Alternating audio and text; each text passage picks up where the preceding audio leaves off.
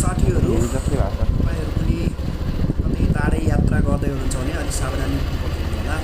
चिसो छ चिसोमा हामी हिँड्ने बाटो पछि जोडौँला। विशेष गरी सर्ने धार पर्ने